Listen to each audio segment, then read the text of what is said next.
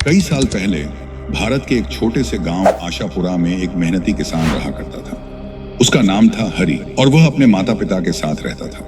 हरि ने गांव की साधारण जीवन शैली अपनाई थी और खेती ही उसकी आजीविका का मुख्य स्रोत थी। समय बीतने के साथ हरि की शादी हुई और उसका परिवार बढ़ने लगा।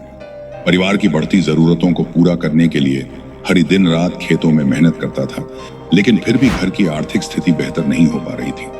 एक दिन हरि की इस स्थिति को देखकर गांव के एक बुजुर्ग, जिनका नाम दीनानाथ था, ने हरि को सलाह दी, बेटा, अगर तुम अपनी आमदनी बढ़ाना चाहते हो तो खेती के साथ कुछ और भी करना होगा। गाय पालो, उनका दूध बेचो और अपनी आय के स्रोत बढ़ाओ। दीनानाथ की बात हरि के दिल में उतर गई। हरि ने बिना समय गंवाए इस पर काम शुरू कर दिया। उसने अपने खेतों के साथ साथ एक गाय पालने का निश्चय किया। धीरे धीरे हरि की मेहनत रंग लाने लगी। गाय से मिलने वाला दूध बेचने से उसकी आमदनी में इजाफा हुआ और घर की स्थिति सुधरने लगी। कुछ ही महीनों में हरि ने एक जोड़ा बैल भी खरीद लिया। अब उसे अपने खेत जोतने के लिए दूसरों के बैल भाड़े पर लेने की जरूरत नहीं थी। हरि के पास अब खेती करने के लिए अपने बैल थे और धीरे धीरे उसके खेतों की उपज भी बढ़ने लगी।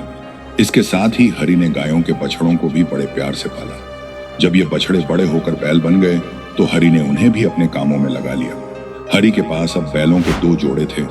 एक जोड़ा जवान बैलों का था और दूसरा बूढ़े बैलों का। किसान दोनों से बराबर काम करवाया करता था। चारों बैल शाम को जब काम से लौटते, मालिक का दिया चारा पानी खाकर आराम करते और एक दूसरे से बातें करते। लेकिन यह शांत माहौल ज्यादा दिन तक नहीं रहा। जवान बैलों में अपनी शक्ति और जवानी का घमंड आने लगा। वे बूढ़े बैलों का सम्मान करना छोड़ चुके थे। सुबह जब वे काम पर जाते तो उनके कदमों में जोश और आंखों में चमक होती थी। लेकिन जैसे जैसे दिन बीतता, उनकी चाल धीमी पड़ने लगती और शाम होते होते वे थक कर चूर हो जाते। दूसरी ओर बूढ़े बैल अपने काम को संतोषपूर्वक करते और दिन भर एक ही रफ्तार से चलते। उनकी संतुष्टि और अनुभव के कारण वे बिना किसी शिकायत के पूरे दिन का काम निपटा लेते थे। जवान बैल अक्सर बूढ़े बैलों की निंदा करते, ये दोनों बूढ़े हैं, कामचोर हैं और मालिक को धोखा देते हैं। लेकिन मालिक को यह दिखाई नहीं देता। बूढ़े बैल इन बातों को अनसुना करते रहे, लेकिन एक दिन उनका धैर्य जवाब दे गया।